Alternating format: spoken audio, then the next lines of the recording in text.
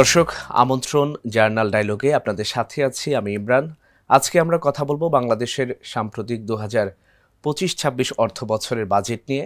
আমাদের মধ্যে আজকে উপস্থিত আছেন জনাব MS সিদ্দিকী স্যার। উনি বিশিষ্ট অর্থনীতিবিদ, vice president, international business forum Bangladesh. Sir, আপনাকে স্বাগতম।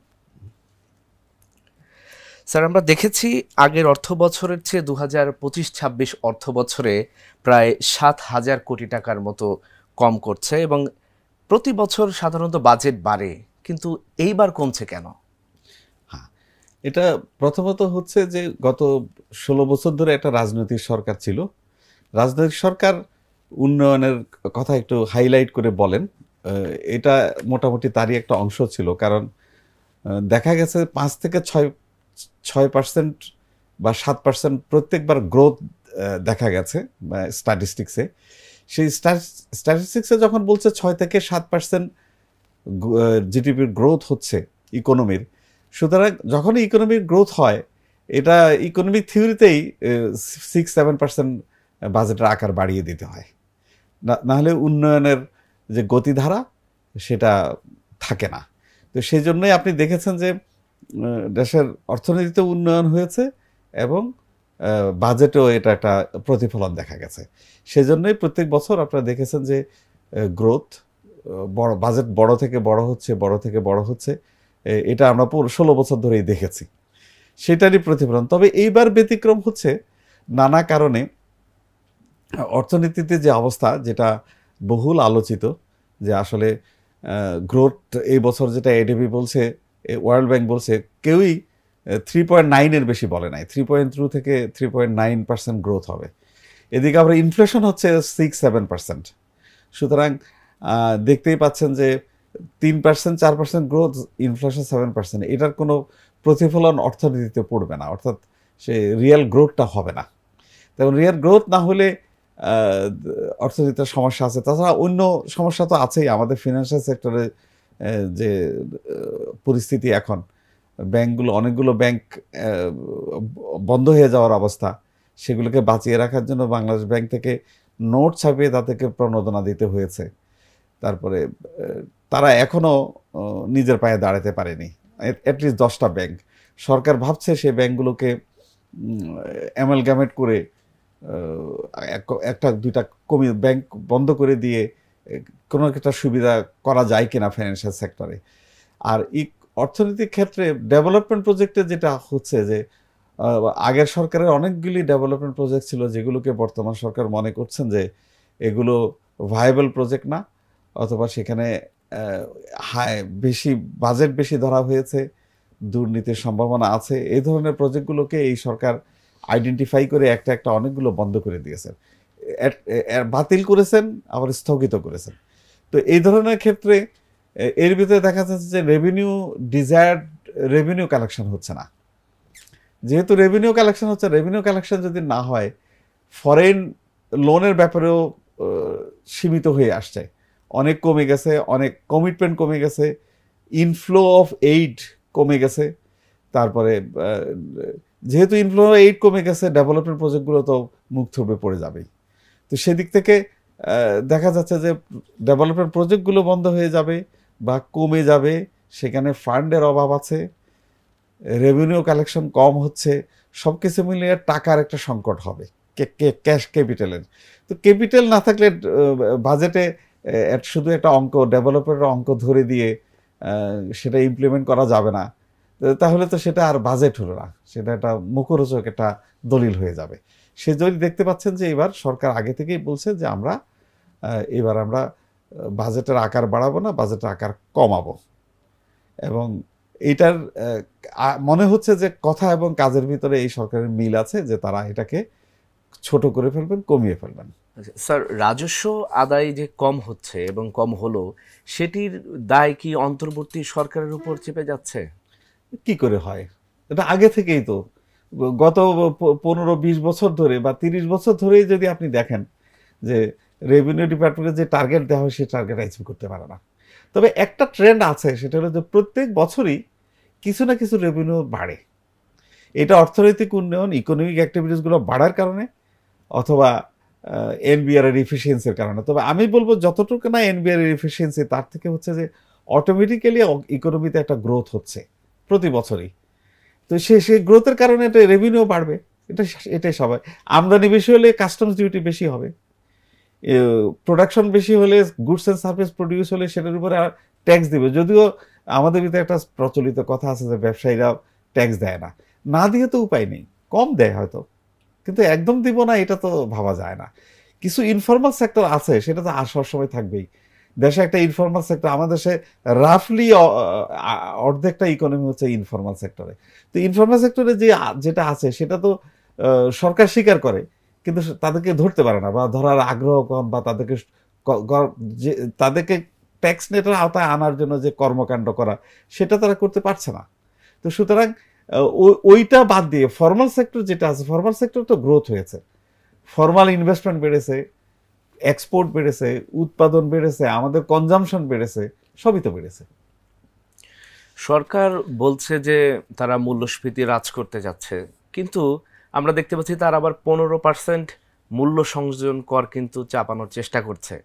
এবং এই ক্ষেত্রে সেবার মানগুলো কি বেড়ে যাবে না সাধারণ মানুষের জন্য? হ্যাঁ, সেবার মান বেড়ে যাবে মানে খরচ বেড়ে যাবে। জি, সেটা হচ্ছে যে ভ্যাট হচ্ছে একটা ইনডাইরেক্ট ট্যাক্স। হ্যাঁ, এইটা কখনো গ্রহণযোগ্য নয়। সরকারকে ডাইরেক্ট ট্যাক্সে যেতে হবে, মানে ইনকাম ট্যাক্স আদায়ের ব্যাপারে জোর দিতে হবে। কিন্তু বাংলাদেশের যে ট্যাক্স স্ট্রাকচার, এতে সবচেয়ে সহজ হচ্ছে ভ্যাট রেভিনিউটা আদায় করা, সবচেয়ে সহজ হচ্ছে কাস্টমস ডিউটিটা আদায় করা। যা কিছুই আমদানি হোক চিটং পোর্ট দিয়ে, সে মূলত চিটং পোর্ট দিয়ে আসতে হবে। তো সেখানে ওনারা বসে আছেন, বসে বসে ট্যাক্স আদায় করছেন, ফাঁকি দেওয়ার কোনো সুযোগ নেই। আর ভ্যাট হচ্ছে যে এমনভাবে ভ্যাটটা বসিয়ে দেওয়া হয়েছে যে আপনি কনজামশন করলেই আপনাকে ভ্যাট দিতে হবে। আর আমাদের দেশের ভ্যাট আইনের ভিতরে কিন্তু কিছু অনেক অ্যানামলি আছে।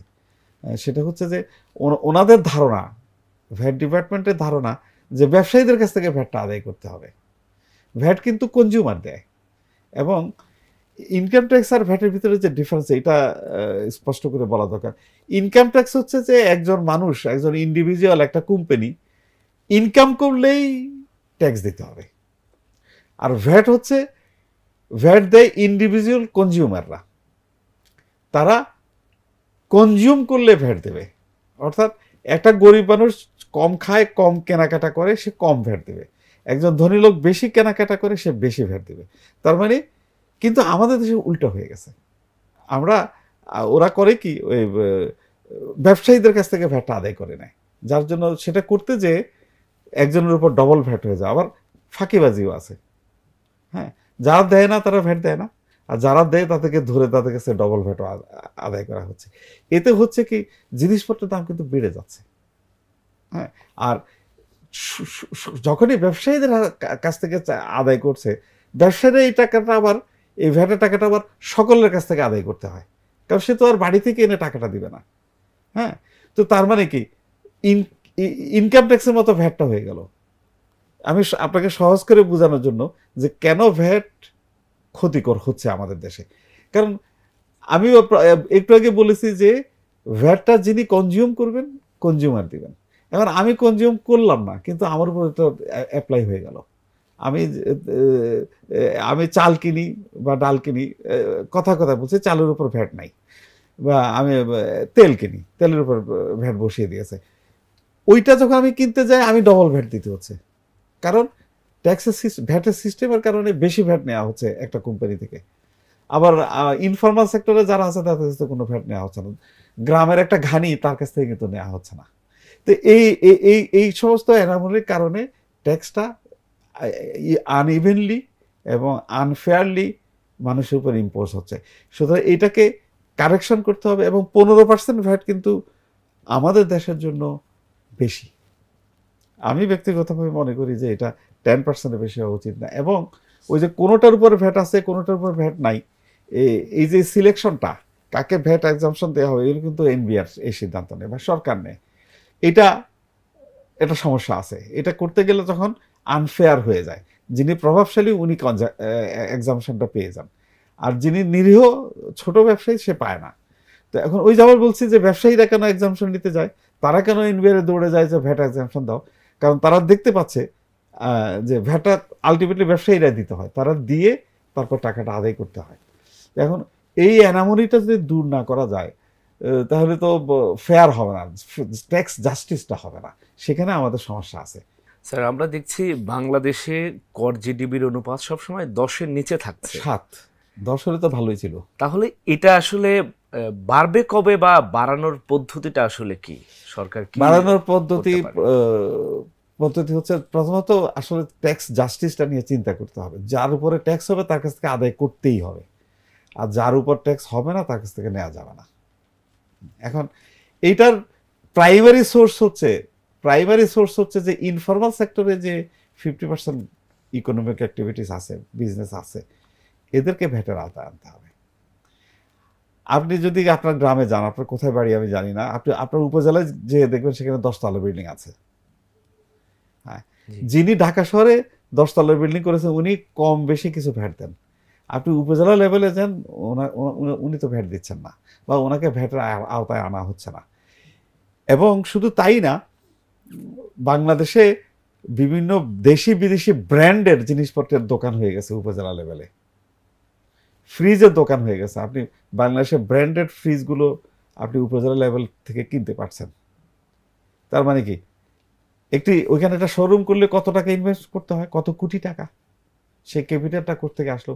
আপনি যদি ওইখানে 4-5 কোটি টাকা ইনভেস্ট করেন একটা শোরুমে, তাকে 5 কোটি টাকা তার ক্যাপিটাল আছে, তো 5 কোটি টাকা ইনভেস্ট করলে তাকে 5 কোটি টাকার ওই পরিমাণ প্রফিট না করলে তো সে বিজনেস সাস্টেন করতে পারবে না।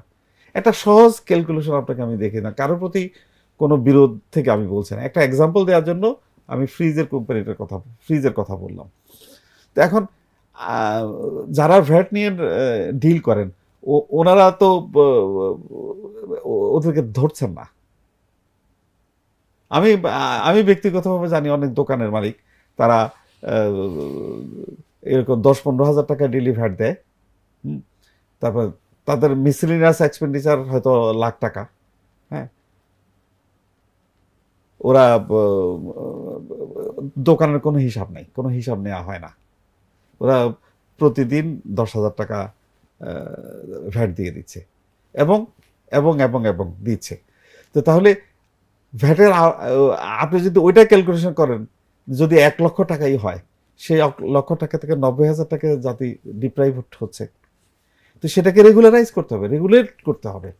তার মানে এমনভাবে ভ্যাট সিস্টেমটাকে আনতে হবে, ইমপ্লিমেন্ট করতে হবে আইনটাকে প্রপারলি। এবং ইমপ্লিমেন্ট করলেই আপনি ট্যাক্স রেশিওটা জিডিপির সাথে 7% থেকে 10%, হোয়াই নট 15%। বাংলাদেশের মতো অর্থনৈতিক অবস্থার অনেক দেশেই 10-এর উপরে, ইভেন কোথাও কোথাও আরও বেশি আছে, 12-13-14% পর্যন্ত ট্যাক্স দিচ্ছে। তো সেখানে কি করে হয়? হ্যাঁ, এদিকে এক শ্রেণীর ব্যবসায়ীরা হাহুতাশ করছে, আরেকটা ব্যবসায়ীরা মুচকি হাসছে যে ওরা তো ভ্যাট দিতে হচ্ছে না, ট্যাক্স দিতে হচ্ছে না। সুতরাং এগুলোকে রেগুলেট করতে হবে, প্রপারলি ট্যাক্স লটাকে কারেকশন করতে হবে, যেগুলো অ্যানামলি আছে এগুলোকে কারেকশন করতে হবে। যেমন ট্রেড ভ্যাট নামের একটা জিনিস আছে, তারপর এই যে ফিক্সড ভ্যাট দেওয়ার যে সিস্টেমটা, টোটালি ভ্যাট পলিসির একনিষ্ঠ, এটা আইনে আছে, এই আইনে এটা ব্যত্যয় ঘটানো হয়েছে। অরিজিনাল যে প্রিন্সিপাল ভ্যাটের, সেই প্রিন্সিপাল হচ্ছে সবাই সমান ভ্যাট দিবে এবং সবাই একটু একটু করে ভ্যাট দিতে থাকবে। যিনি র মেটেরিয়ালস ইম্পোর্ট করেছেন উনি একটু দিবেন, যিনি হোলসেলার উনি একটু দিবেন, যিনি রিটেইলার উনি একসাথে একটু দিবেন, ওনার কাছ থেকে ফ্যাক্টরি কিনে নিয়ে গেল উনি একটু দিবেন, উনি প্রোডাকশন করেন, আবার হোলসেলারের কাছে গেল, আবার রিটেইলারের কাছে গেল, রিটেইলার থেকে কনজিউমারের কাছে গেল, 7-8টা স্টেপ, সবাই একটু একটু 2%, 3%, 3%, 4% করে দিবে। যখন কনজিউমারের কাছে যাবে কনজিউমার এটার উপর 15% দিবে। হ্যাঁ, এই চেইনটা যে ভ্যাটের যে চেইনটা আছে, আমরা চেইনটা ভেঙে ফেলেছি। আমরা ভেঙে ফেলে করেছি কি, আমরা কাস্টমস পর্যায়ে ওখান থেকে নিলাম, যারা সাপ্লাই করে হোলসেলার যখন একটা ফ্যাক্টরিতে র মেটেরিয়াল সাপ্লাই করে তার কাছ থেকে 15% নিয়ে নিলাম, 15%, 13% হয়ে গেল।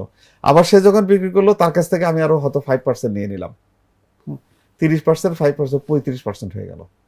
যিনি ফর্মাল বিজনেস করবে উনি 35% ভ্যাট দিবেন, আর যিনি ইনফর্মালি গোপারে সে একটা জিঞ্জিরা বলে একটা পপুলার কথা, জিঞ্জিরাতে তৈরি করে গোপনে বিক্রি করে ফেললেন। তিনি হয়তো কিছু ঘুষ টুস দিলেন, কিন্তু ভ্যাট তো দিলেন না, ট্যাক্স তো দিলেন না। এটাই হলো মূল সমস্যা। এগুলোকে ওভারকাম করতে পারলে আপনার প্রশ্নের উত্তর পেয়ে যাবেন যে কি করে এটা সমাধান করা যাবে।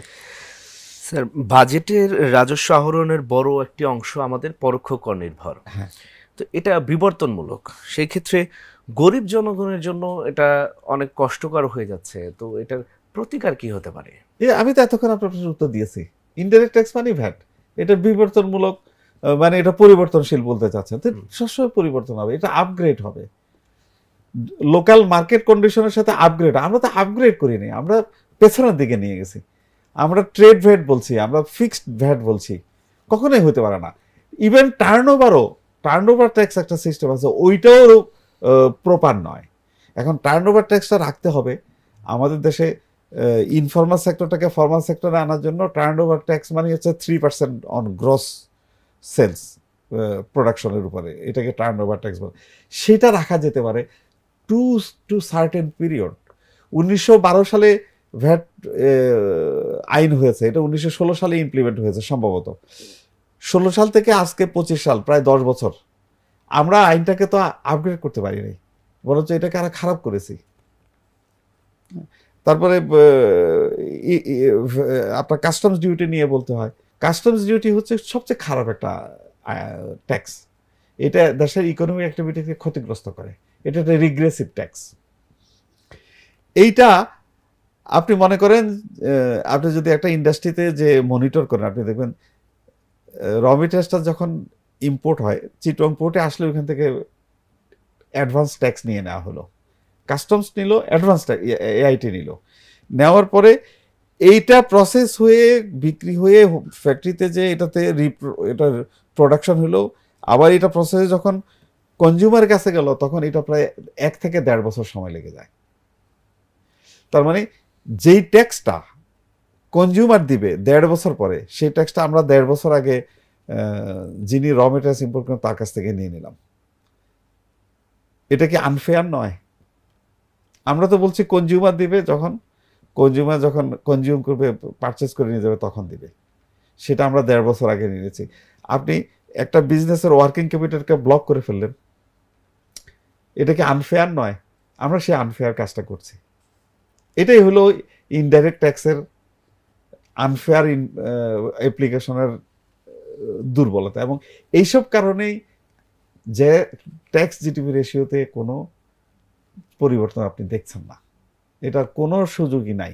ওনারা যদি এনবিআর যদি ওনাদের পলিসি চেঞ্জ না করেন, এবং এনবিআর বোঝে না এটা না, ভ্যাট কাহাকে বলে এই ডেফিনেশনটা ওনারা ভালো করেই বোঝেন, কিন্তু ইমপ্লিমেন্ট করতে গেলে ওনারা দেখেন যে এভাবেই তো সহজ। গত অর্থ বছরে ওনাদের এনবিআরকে কিন্তু দেয়া ছিল 4,80,000 কোটি টাকায়, এই অর্থ বছরে দেয়া হবে 5,18,000 কোটি টাকা। এক্স্যাক্টলি। সেই ক্ষেত্রে ওটাই তো ওনারা কালেক্ট করতে পারছিল না। সেক্ষেত্রে কি মনে হচ্ছে না যে আগামী অর্থ বছরে যে বাজেট সেটি উচ্চবিলাসী? হ্যাঁ, এটা এটা খুবই পুরনো বছর, 10-15 বছর ধরে এই প্রশ্নের উত্তরে দিচ্ছি মিডিয়াতে। ওনারা টার্গেট রিচিভ করতে পারেন নাই, তারপরেও একটা হায়ার টার্গেট ওনাকে ধরে দেওয়া হয়। তারপরে ওনারা ওইটাও অ্যাচিভ করতে পারেন না, কিছু বাড়ে, ওই যে বললাম ইকোনমিক অ্যাক্টিভিটিস তো বাড়েই, তাতে অটোমেটিক্যালি কিছু ভ্যাট ট্যাক্স বাড়ে। হয়তো এনবিআরেরও একটা তৎপরতা আছে আর একটু বাড়ানোর, তাতে যে একটু বাড়ে, কিন্তু সবসময় ওই টার্গেট থেকে নিচে থাকে। এবং আগামী বছর সে ফর এক্সাম্পল যদি নতুন সরকারও আসে, রাজনৈতিক সরকারও আসবে তো একদিন, তারাও দেখবেন এই প্র্যাকটিসই করছে। আমি জানি না, অনুমান করে বললাম, কারণ যে ওই টার্গেট অ্যাচিভ করতে পারে না, তারপরে একটা হায়ার টার্গেট ধরে দিবে, এবং তখন চাপ দিতে থাকে যে এই বাড়াও, ট্যাক্স বাড়াও, ট্যাক্স বাড়াও। এনবিআর অফিসাররা এই দুঃখের কথা বলে যে আমরা আগেরটাই পারি নাই, আমাদেরকে আরো চাপ দেওয়া হচ্ছে, বাড়াও বাড়াও বাড়াও, ট্যাক্স বাড়াও। স্যার, আমরা দেখছি এই সরকার উন্নয়ন প্রকল্পের যে মেগা প্রজেক্টগুলো সেটি থেকে কিন্তু তারা সরে আসছে। হ্যাঁ, এটার কি প্রভাব পড়তে পারে বাংলাদেশের অর্থনীতিতে? ডেফিনেটলি পড়বে। ইকোনমিক অ্যাক্টিভিটিস কমে যাচ্ছে না, টাকার সার্কুলেশন কমে যাবে, মানুষের ইনকাম কমে যাবে, মানুষের এমপ্লয়মেন্ট কমে যাবে। আর এই এই বড় বড় মেগা প্রজেক্টের যে ইকোনমিক বেনিফিট সেটাও তো ডিলে হয়ে যাবে বা বঞ্চিত হবে। এটা এটার ভিতরে কোনো দুর্বলতা থাকলে সেগুলো আইডেন্টিফাই করে কারেকশন করা দরকার। বাজেটটা যদি রিভাইজ করতে হয় সে বাজেটটা রিভাইজ করা উচিত, কিন্তু অ্যাব্রাপ্টলি রাজনৈতিক চিন্তা নিয়ে বন্ধ করাটাকে ওইভাবে সাপোর্ট করা যায় না। অ্যাট দি সেম টাইম ওই যে আগে থেকেই যে একটা শুভঙ্করের ফাঁকি আছে, সেটা হচ্ছে যে আমার টাকা নেই, আমার কাছে কোনো কমিটমেন্ট নেই, আমার কাছে বাজেটের অ্যাকচুয়াল অ্যালোকেশন করে দিলাম কিন্তু টাকার সংস্থান হবে না, সেই প্রজেক্টগুলো রেখেই বা কী লাভ? সেটা তো একটা প্রশ্ন। কাগজে কলমে প্রজেক্ট রেখে লাভ কি আছে এটা যদি ইমপ্লিমেন্ট না করা যায়? স্যার, নতুন অর্থ বছরে জিডিপি বাড়ার কি আপনি কোনো রকম সম্ভাবনা দেখছেন? বাড়বে। গত বছর যখন 4%-এর মতো বেড়েছে, এই বছর নিশ্চয়ই 5% বাড়বে। ইকোনমিক অ্যাক্টিভিটি আরেকটু বেটার, ইকোনমিক অ্যাটমসফিয়ারটা আরেকটু বেটার, আরেকটু বাড়বে আশা করি। ইনফ্লেশনটা কমে যাবে। সরকার তো আশা করছে এই বছরের শেষেই ইনফ্লেশনটা টলারেবল লিমিটে 5%-এর নিচে আসলেই তো একটা টলারেবল লিমিট বলা যায়, আসবে বলে তো আশা করে। ফাইন্যান্স অ্যাডভাইজার বলছেন, বাংলা ব্যাংকের গভর্নর বলছেন, তো ওনারা তো কিছুটা তো কমিয়েছেন দেখা যাচ্ছে। আমরা সরকারকে দেখছি বিভিন্ন বিনিয়োগ করার জন্য ওনারা বিভিন্ন সেমিনার করছে। আসলে কি সেই বিনিয়োগগুলো হচ্ছে বা হবে, বা সেই বিনিয়োগ থেকে বাংলাদেশের আসলে কতটুকু লাভ হবে? ফরেন বিনিয়োগের কথা বলছেন তো, না লোকাল? জি। ফরেন বিনিয়োগ এমনিতেই কমে গেছে অনেক আশঙ্কাজনকভাবে। হুম, তো এখন এইটা বাড়ানোর জন্য যে রোড শো করা বা সেমিনার করা, আমাকে যদি ব্যক্তিগতভাবে জিজ্ঞেস করেন, এই ধরনের সেমিনার সিম্পোজিয়াম করে আসলে ইনভেস্টমেন্ট বাড়ে না। কারণ যারা ইনভেস্টর তাদের সাথে তো আমরা সরাসরি কথা বলি, তারা চমৎকার বক্তৃতা, ভালো প্রেজেন্টেশন, এগুলোতে চার্মড হয় না, কারণ ওরা খুব রিয়েলিস্টিক মানুষ। তো ওরা যে প্রশ্নটা করে সেটা হচ্ছে যে তোমাদের যে অবস্টাকল আছে পোর্টে, সেটাকে তোমরা সমাধান করেছো? তোমাদের জায়গা কিনতে গেলে আমরা জায়গায় পাই না, কিনে আবিষ্কার করলাম যে সেটা দলিলটা পারফেক্ট না, তো তাহলে আমি রিস্কে থাকি। তারপরে তোমার দেশ থেকে প্রফিটের টাকা বিদেশে নিয়ে যেতে আবার পারমিশন লাগে, কখনো কখনো টাকা পাওয়া যায় না, এখন যেমন ডলারের ক্রাইসিস চলছে। আরেকটা হচ্ছে ডিসপিউট রেজুলেশন, সেটা হচ্ছে যে লোকাল পার্টনারের সাথে ডিসপিউট হলো, লিটিগেশন হলো, এই মামলা কতদিন চলবে? 20 বছর, 30 বছর? বিদেশিরা আশা করে এই প্রবলেমটা সলভ হবে 1 দিনের ভিতরে, 3 দিনের ভিতরে, 7 দিনের ভিতরে। এবং এটা কি করে? এটা হচ্ছে ডিসপিউট রেজুলেশন, সালিশের মাধ্যমে। বাংলাদেশে আরবিট্রেশন এবং মিডিয়েশনটা পারফেক্ট না, এটা গ্লোবাল স্ট্যান্ডার্ড নাই। যদিও গ্রামে আপনারা সালিশের ব্যবস্থা দেখেন, এটা খুব ইফেক্টিভ গ্রামে। হ্যাঁ, ওইটা নিয়ে অনেক চ্যালেঞ্জ আছে, ওইটা খুব ফেয়ার জাজমেন্ট হয় না, ক্ষমতাসীনরা, পাওয়ারফুল লোকরা বা তাদের আত্মীয়রাই জাজমেন্ট তাদের ফেভারে যায় দেখা যায়। তো সেটা তো বিদেশিরা পছন্দ করে না। ওরা এখানে এসে একটা কোরিয়ান কোম্পানি 100 কোটি টাকা ইনভেস্ট করলো, কদিন পরে তার পার্টনারের সাথে ডিসপিউট হলো, তো ওর পার্টনার ওকে ধমক দিয়ে বের করে দিল, হুমকি দিল তোমাকে মেরে ফেলবো, তো সে পালিয়ে গেল কোরিয়া ফর এক্সাম্পল। সেখান থেকে যদি সে মামলা করে 7 দিনের ভিতর সে তার ক্যাপিটাল ইনভেস্টমেন্টের টাকাটা ফেরত পাইতে চাইবে। আমরা সেই প্রোটেকশন দিতে হবে তাদেরকে ফেয়ার বিচার করতে হবে। সেটাকে আমরা পারি? আমাদের দেশে কি আছে? আর কোর্টে গেলে তো 20-30 বছর লেগে যাবে। তো 20-30 বছর তো কখনো কোনো বিজনেস ডিসপিউট থাকতে পারে না। স্যার, অনেকেই বলছেন যে বাংলাদেশের যে রাজনৈতিক এখন প্রেক্ষাপট, সেই প্রেক্ষাপটের কারণে আসলে অর্থনৈতিক দিক দিয়ে বাংলাদেশ পিছিয়ে যাচ্ছে। এটার কি দীর্ঘমেয়াদী একটা প্রভাব পড়বে বাংলাদেশের অর্থনীতিতে? পড়বে, পড়ছে এবং পড়বে। রাজনৈতিক স্থিতিশীলতা খুবই দরকার। রাস্তায় মিছিল হলে বিদেশিরা যখন দেখে, এটা তো মিডিয়াতে চলে আসে, সাথে সাথে নেগেটিভ জিনিসটাই বেশি আসে বাংলাদেশের ব্যাপারে। গ্লোবাল মিডিয়াতে 90% হচ্ছে নেগেটিভ মেসেজ, নেগেটিভ কথা যায়, পজিটিভ কথা 10%-এর বেশি না। আপনারা মিডিয়ার মানুষ, আপনারা ভালো করে জানেন। তো সুতরাং বেশি মিডিয়াতে যখন বেশি বেশি খারাপ খবর যায়, আমরা খারাপ খবর তৈরি করি আর ওইটা যায় ওখানে। তো কি করা যাবে? কিন্তু আমরাই দায়ী এটার জন্য। ওদেরকে ওয়েস্টার্ন মিডিয়ার সাথে বা দেশের বাইরের মিডিয়ার সাথে কথা বলে দেখেছি, ওরা বলে যে আমাদের যেসব সোর্স, ও তোমরাই তো এই সোর্সে সে তথ্যগুলো দাও, তোমাদের তথ্য, তোমাদের ডকুমেন্টের রেফারেন্স দিয়ে তো আমরা কথা বলি। তার মানে আমাদের ভিতরে এই সমস্যা আছে।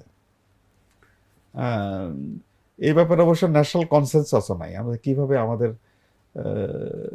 যা, এটা অন্য সাবজেক্ট। ওইখানে আমরা নীতিগতভাবে এক। আমরা যখন রাজনৈতিক দলগুলো যখন বিরোধী দলে থাকে, তখন সারা বিশ্বের মিডিয়া এবং রাজনৈতিক নেতাদের কাছে যে দেশের বদনাম করে।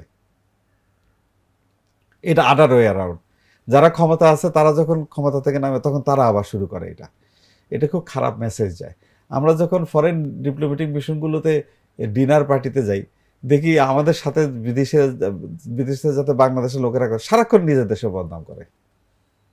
আমরা কোনো পজিটিভ কথা বলি না। তা পজিটিভ নিউজ হবে কোত্থেকে? এই পজিটিভ নিউজ না হলেই তো ইনভেস্টমেন্ট আসবে না। স্যার, অনেকেই বলে যে এখন নির্বাচিত সরকার নেই, যার কারণে অর্থনৈতিক অবস্থা খারাপ। যদি নির্বাচিত সরকার আসে এবং অন্তর্বর্তীকালীন সরকার, এই যে সরকারের প্রেক্ষাপটের পরিবর্তনের দিক দিয়ে কি অর্থনৈতিক পরিবর্তনের বড় সম্ভাবনা আছে? আছে, হচ্ছে যে লোকাল এবং বিদেশি ইনভেস্টররা ইন্টারিং গভর্নমেন্ট বলে একটু ওয়েট করতে থাকে, যে দেখি না কোন গভর্নমেন্ট আসে, তারা কেমন হবে। এটা একটা দুশ্চিন্তা, বিশেষ করে বিদেশিরা। স্থানীয়দের একটা ধারণা আছে, আমরা তো সব দলকেই চিনি, তারা কি পলিসি নেবে, ইকোনমিক পলিসি নেবে, এটা তো আমরা জানি, মোরলেস জানি, আমাদের ধারণা আছে। দেশ কিভাবে চলবে, রাজনৈতিক সরকার আসলে আমরা কি এখন বুঝতে পারছি না? আপনিও সেন্স করতে পারেন, আমিও করতে পারি। যারা ক্ষমতায় আসবে তারা কিভাবে দেশ চালাবে। রেডিক্যাল কোনো চেঞ্জ কি হবে? মনে হয় না তো, আমার তো মনে হচ্ছে না। তো তাহলে তবু স্থানীয় ইনভেস্টররা একটু স্লো যায়, আর বিদেশিরা একদমই স্লো। ওরা ওয়েট করতে থাকে যে কি হবে, পলিসি কি হবে গভর্নমেন্টের, এটা ওরা দেখতে চায়। স্যার, আপনাকে অনেক ধন্যবাদ। আপনি আমাদের সময় দিয়েছেন, আমাদের জার্নাল ডায়লগে আপনি সময় দিয়েছেন। ইনশাল্লাহ আমরা আগামীতে আবারও আপনার সাথে কথা বলবো। আজকের মতো আমরা এখানে শেষ করতে চাচ্ছি। আপনাকে অনেক ধন্যবাদ। আপনাকে ধন্যবাদ। দর্শক, আজকে আমরা এখানে শেষ করছি আমাদের জার্নাল ডায়লগ। দেখা হবে আগামী সপ্তাহে। সে পর্যন্ত আমাদের সাথেই থাকুন, ঢাকা জার্নাল দেখতে থাকুন। ধন্যবাদ সবাইকে।